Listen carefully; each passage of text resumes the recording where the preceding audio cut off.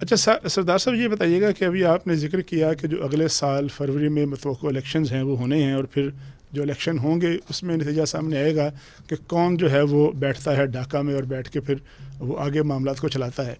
جو ہمارے نائب وزیر اعظم ہیں ان کی جو ملاقاتیں ہوئی ہیں، انہوں نے وہاں جماعت اسلامی سے ملاقات کی ہے، انہوں نے وہاں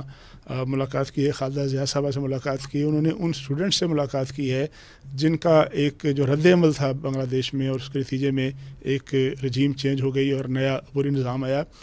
ان سارے عناصر سے ملاقات کا مطلب کیا یہ لیا جا سکتا ہے کہ اگلے سال انتخابات میں ہم ایکسپیکٹ کر سکتے ہیں کہ ایسی حکومت وجود میں آئے جو کہ پرو پاکستان ہو اور اس پر انڈیا کا اتنا اثر و رسوخ نہ ہو جتنا ماضی میں شیخ حسینہ واجد صاحبہ کا ہوا کرتا تھا یا ان پر ہوا کرتا تھا؟ یہ بہت ہی قوی امکان ہے کہ ایسا ہی ہوگا جیسا کہ آپ نے کہا۔ اس کی وجہ یہ ہے کہ جماعت اسلامی نے بہت ظلم و ستم سہا ہے، ان کے قائدین کو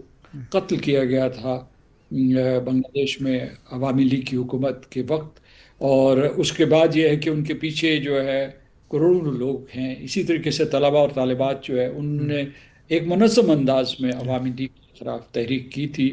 اور اس کی ایک وجہ یہ تھی کہ عوامی لیگ کے دور حکومت میں ہندوستان کا سکہ چلتا تھا، یعنی کہنے کو تو وہ بنگلہ دیش کی حکومت جی تھی لیکن احکامات سارے کے سارے دلی سے آیا کرتے تھے، اور یہ لوگ جو ہے انہیں منوان مان لیتے تھے۔ تو اور تیسرے جو آپ نے بی این پی کا ذکر کیا ہے، تو میں سمجھتا ہوں کہ یہ جو ان کا تینوں کا اتحاد ہے، Jamaat Islami, be N P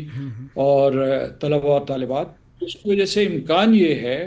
کہ بنگلہ دیش میں انہی کی حکومت ہوگی، کیونکہ اس کو دوسرے نظام حکومت کو اور ان کے قائدین کو مسترد کر چکے ہیں، اور اس دور کی طرف پلٹنا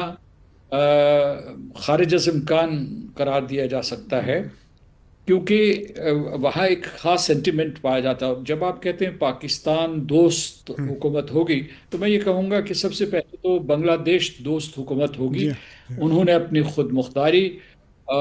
کو ایک مرتبہ اسٹیبلش کیا ہے، اور وہ اسے کھونا نہیں چاہیں گے۔ صحیح تو اس لیے یہ ہے کہ اور جب وہ اس قسم کے ہوں گے، اور ہمارے تعلقات اتنی تیزی سے بڑھ جی رہے ہیں کہ ان کا رخ دوبارہ پیچھے کی طرف نہیں موڑا جا سکتا۔